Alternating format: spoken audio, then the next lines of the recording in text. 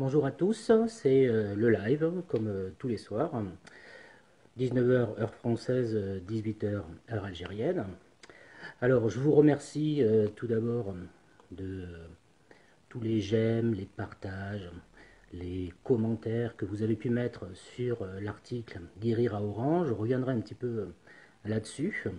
Je vais essayer de ne plus trop en parler quand même. Le sommaire vite fait.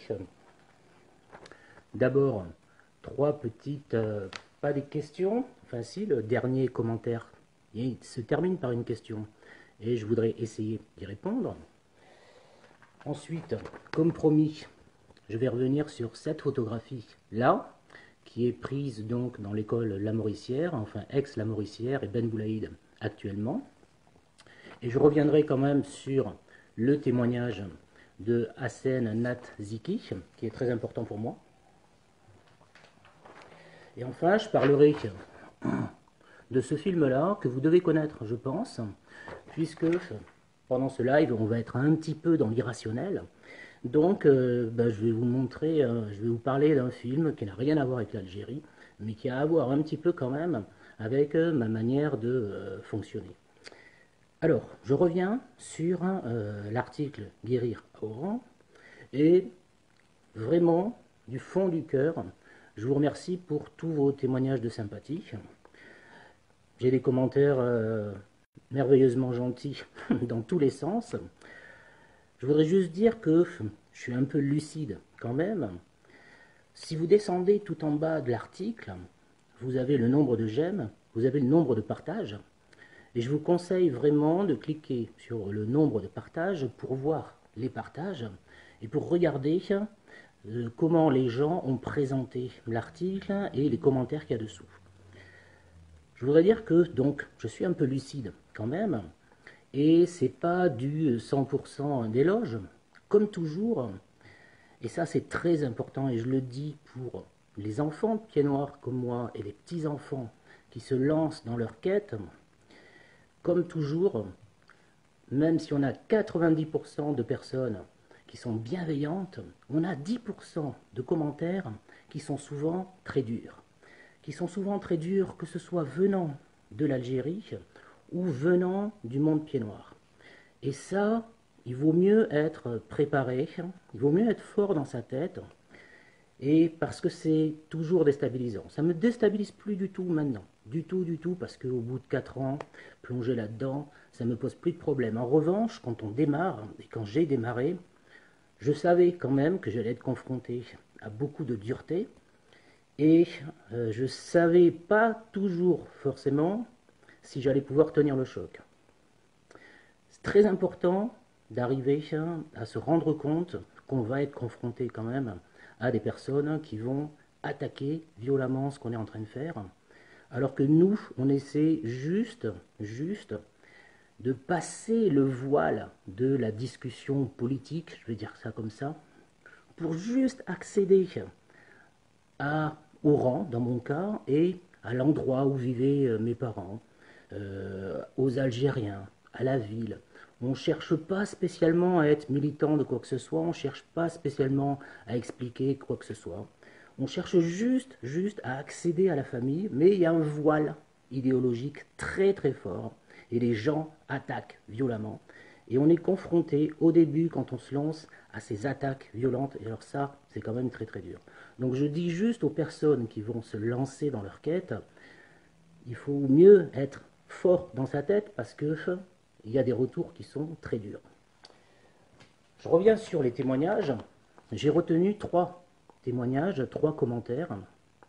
Un commentaire d'enfant de pied noir qui, de mon point de vue, est assez triste, mais en même temps, il y a un fond de vérité là-dedans.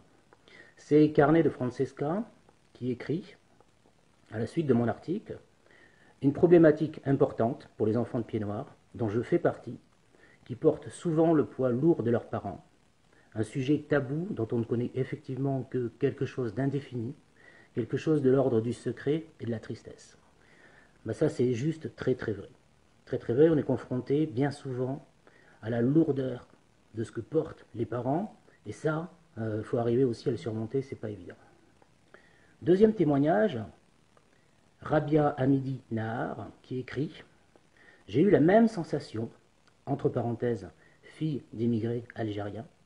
Pour y être allé une seule fois enfant, j'y suis retourné 30 ans plus tard. J'ai compris, j'ai vu, j'ai ressenti ce qu'il manquait à mon histoire. » Je dis ça parce qu'en vérité, dans les commentaires, je me suis rendu compte qu'il y avait énormément de Français d'origine algérienne qui se reconnaissaient dans le texte, et probablement parce qu'il y a un déracinement et qu'ils sont dans la même position, même si ce n'est pas pour les mêmes raisons, ils sont dans la même position que moi, c'est-à-dire qu'ils regardent ce pays de loin et que c'est leur racine, et ils savent qu'ils doivent y retourner. Et troisième petit commentaire que je voudrais signaler, c'est Phil Satanas qui écrit « Merci beaucoup Paul pour ces belles paroles. Moi aussi j'aimerais connaître la ville où je suis né, mais je n'avais que 3 ans. Découvrir où mes parents et ma famille ont vécu. Comment faire? Comment faire? C'est la bonne question et je n'ai pas la réponse. Comment faire? Je pense que vraiment, il faut essayer de faire... je crois que la première des choses à faire, c'est de prendre contact avec l'Algérie et avec les Algériens, et par Internet, par Facebook, c'est très facilement faisable. Moi, je l'ai fait en 2012. Facebook était en train d'exploser, maintenant c'est devenu quelque chose d'absolument incontournable. Ben, je pense que la première des choses à faire, c'est de prendre contact avec les Algériens, d'une manière ou d'une autre, mais de prendre contact et de discuter, de rigoler, de faire des choses ensemble, parce qu'après, c'est beaucoup plus simple d'aller en Algérie, d'être accueilli, de vivre les choses ensemble. Et ça, c'est quelque chose qui est, de mon point de vue, important et difficile à faire partager. Donc vraiment, le seul conseil que j'ai à donner, c'est prendre contact avec l'Algérie et essayer de vivre des choses ensemble, même à distance, c'est largement possible, je l'ai expérimenté, pour ensuite pouvoir atterrir là-bas beaucoup plus facilement et vivre des choses beaucoup plus intenses, beaucoup plus fortes. Deuxième point donc, cette petite photo. Mais avant de lire cette petite photo, parce que cette petite photo, elle est là pour vous parler du corps et de tout ce qui vit dans le corps quand on traverse ces expériences-là. Et pour ça, je vais quand même relire, parce que j'ai constaté dans le replay que j'avais été coupé dans ce témoignage, et alors c'est vraiment dommage. Donc je vais relire le magnifique témoignage de Hassen Nat Ziki, qui dit « Je partage une expérience similaire en termes de guérison ». Il compare ça à mon problème de verrue dont j'ai déjà pas mal parlé. En 2006, ma fille avait à peine 3 ans. Elle souffrait de sécrétion d'ampoules, cloques, sur ses jambes. Tous les traitements prescrits n'avaient rien donné. En l'absence d'explication, nous étions soumis, mon épouse, moi et notre fils, à des tests à l'hôpital de Nancy, Brabois, par le professeur Bordigoni, pour vérifier qu'il n'y a pas de transmission de germes. Hop, je suis perdu. De germes par l'un ou l'autre des parents, voire des proches. Rien n'y fait. Toujours les mêmes manifestations cutanées. Sécrétion d'ampoules emplies de liquide. À l'arrivée de l'été, nous étions partis chez nous en Kabylie. Miracle, un jour à peine après notre arrivée, tout a disparu. Comme quoi, il y a des ondes bienfaitrices qui émanent de la terre des ancêtres. Ce témoignage merveilleux m'a permis de comprendre que, en effet, il y a des manifestations, comme ma verrue, qui s'en vont comme ça. Et puis alors, il y en a d'autres qui apparaissent. D'autres qui apparaissent, là où on s'y attend le moins.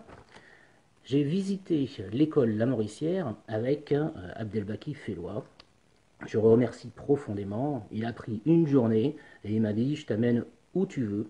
Et comme il connaissait parfaitement ma famille, où habitaient les uns et les autres, j'ai dit « Ok, tu me guides et on y va ». Et on est allé à Valmy, du côté de là où habitait mon père. Puis on est allé dans l'immeuble de ma mère. Et ensuite, je lui ai dit j'aimerais bien aller à l'école La Mauricière, l'école Ben Boulaïd, mais à l'époque La Mauricière, parce que c'est là que mes 2 grands-parents, ma grand-mère et mon grand-père, travaillaient. Et c'est là aussi où était ma mère, et c'est là où était mon oncle, et c'est là où était, et c'est là qu'il faut être attentif, c'est là où était la sœur de ma mère qui est morte à 11 ans et demi, d'une maladie qu'on appelle la maladie bleue, c'est-à-dire que c'est une maladie du cœur. Le sang du cœur gauche se mélange avec le sang du cœur droit, donc il y a un sang qui n'est jamais oxygéné. Donc ces petits-enfants-là se fatiguent très vite. Et en règle générale, peut-être un peu moins maintenant, mais en tout cas en 54, en règle générale, ils avaient une espérance de vie qui n'était pas très très développée. Et cette sœur de ma mère là, quand elle était à l'école La Mauricière, ici, elle n'allait jamais jouer dans la cour, elle était toujours au balcon du premier étage et elle regardait en bas les petites filles qui jouaient, elle regardait sa sœur qui jouait, notamment ma mère. Et cette petite fille-là, elle est morte à 11 ans et demi à Lyon. Elle avait été opérée 3 fois. Enfin bon, ça a été une histoire catastrophique. Et justement, ça a été une histoire vraiment catastrophique dans la famille parce que ma grand-mère ne s'en est jamais remis de la perte de sa fille, si bien que elle s'est complètement fermée à ses autres enfants, et ses autres enfants se sont sentis complètement abandonnés par leur mère. Et alors, ça a été juste catastrophique pour ma mère, qui a passé tout son temps à aller courir après sa mère pour essayer de retrouver celle qu'elle avait connue avant la mort de sa sœur, et c'était juste impossible. Donc ça a été, sur le plan familial, quelque chose de très sombre, de très noir. Et alors, quand je suis rentré dans cette école La Mauricière, j'étais déjà dans un état très moyen, c'est-à-dire que plus je m'approchais du lieu de ma mère, c'est-à-dire déjà son appartement, puis ensuite l'école La Mauricière, je commençais à me sentir mais de plus en plus mal au niveau du ventre, et puis je commençais à avoir des petites étoiles. Et alors, il faut se dire que ce jour-là, c'était un jeudi, vous pourrez retrouver ça, je ne sais pas comment, mais vous pourrez retrouver ça, c'était le jeudi de l'élection présidentielle du président Bouteflika, donc, et autant dire qu'il être réélu, personne ne savait très très bien comment cette réélection allait être prise par les Algériens, s'il y allait y avoir des émeutes ou si tout le monde allait rester calme, enfin s'il y avait une petite tension dans l'air qui n'était pas géniale. Et quand je suis arrivé là-dedans, je me suis dit, c'est pas possible. Dans cette école, c'était lieu d'élection. Il y avait des isoloirs, il y avait des bureaux de vote partout. Et je me suis dit, c'est pas possible. J'ai des petites étoiles partout, j'ai super mal au ventre, je vais tomber dans les pommes. Et alors vraiment, s'il y a un jour, il faut peut-être pas tomber dans les pommes pile dans un bureau de vote, c'est bien aujourd'hui. Et malheureusement, alors je suis pas tombé dans les pommes, j'ai réussi, mais il a fallu que je m'assoie sur ce petit banc là parce que je pouvais plus tenir debout. J'étais complètement cassé, j'avais regardé en haut le premier étage où se trouvait, où se tenait la petite fille, la sœur de ma mère, qui ne pouvait pas aller jouer, et je pensais à elle, et je pensais à toute cette famille qui était là-dedans, et je pense que ça m'a tellement retourné que j'ai dû m'asseoir là, et j'ai dû filer dans les toilettes derrière pour tout tout rendre ce que j'avais mangé. J'avais pas mangé grand chose, mais j'étais obligé de tout vomir parce que j'étais dans un état pas possible. Et Dieu merci, je ne suis pas tombé dans les pommes. Je suis ressorti de l'école de la Mauricière dans un état tremblotant et vraiment mal, mais bon, j'ai réussi à tenir le choc. On est allé à la gare ensuite, et assez vite quand même, j'ai retrouvé mes esprits, ma petite santé. J'ai réussi à marcher tranquillement dans la gare, ça revenait. Et plus je m'éloignais de ce lieu-là, plus je commençais à retrouver un petit peu de forme. Mais la journée a été quand même assez difficile et ce passage dans l'école de la Mauricière a été absolument horrible. Et je ne vois pas d'autre raison que ce lieu-là qui est remonté. Et j'ai eu le sentiment quand je vomissais que vraiment je rejetais toute cette histoire-là qui avait été l'histoire, le moment le plus sombre, je pense, de l'histoire familiale proprement dite. Hein. Donc voilà ce que je voulais dire sur ça. Je pourrais en rajouter des tonnes, mais je suis déjà à 14 minutes, donc je vais éviter. Dernière chose dont je voulais parler, c'est ce film-là qui s'appelle Les ailes du désir, qui est un film très connu, qui a eu beaucoup de succès, parce qu'il a eu beaucoup de prix aussi. Il est d'une poésie faramineuse. Et si vous regardez bien cette affiche, qui n'est d'ailleurs pas l'affiche du film, on voit un ange qui descend petit à petit et qui devient un homme. Et ça, c'est quelque chose de très important parce que ce film-là raconte, de manière très poétique, quelques anges qui vivent au-dessus de Berlin. Bonsoir Patricia, bonsoir Marc. Quelques anges qui vivent au-dessus de Berlin et qui regardent la population, les gens en train de vivre, et qui se mélangent à eux, sauf que eux sont invisibles, et ils regardent les êtres humains, et alors petit à petit, la condition humaine commence à les toucher de plus en plus, ils sont de plus en plus touchés par les émotions humaines, et à la fin du film, ils n'ont qu'une envie, c'est de s'incarner et de devenir humain pour pouvoir ressentir les émotions que ressentent les humains et que ne ressentent plus les anges qui vivent dans l'éternité depuis toujours.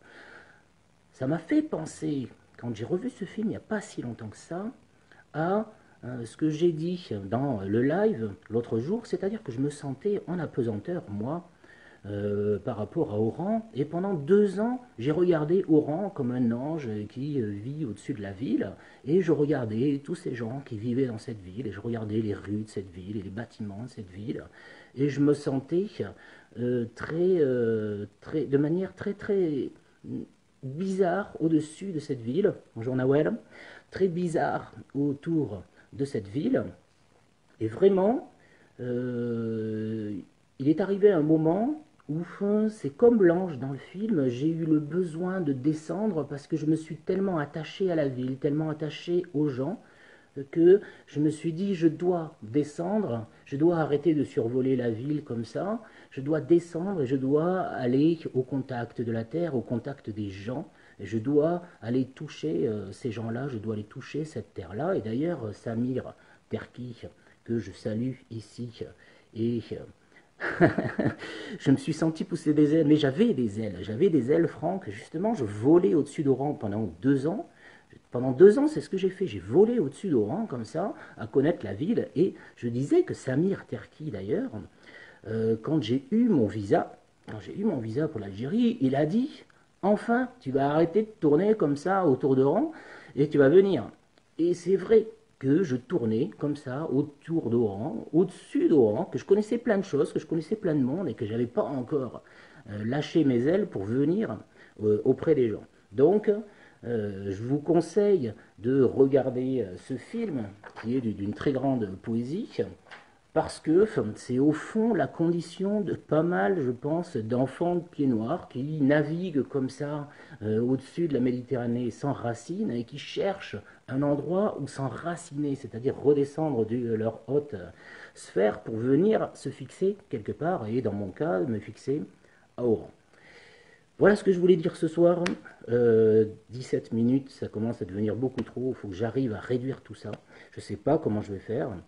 En tout cas, je vous remercie de m'avoir suivi. Je vous remercie d'être là. Marc, Patricia, Nawel, Franck, c'est super. Je suis content que vous ayez fait un petit coucou. Je vous salue, vous aussi, et je salue tout le monde. Et bien sûr, je vous remercie encore pour tous vos likes et partages et tout ça qui me touche énormément. À bientôt, à demain, plus exactement, 19h heure française, 18h heure algérienne. Ciao.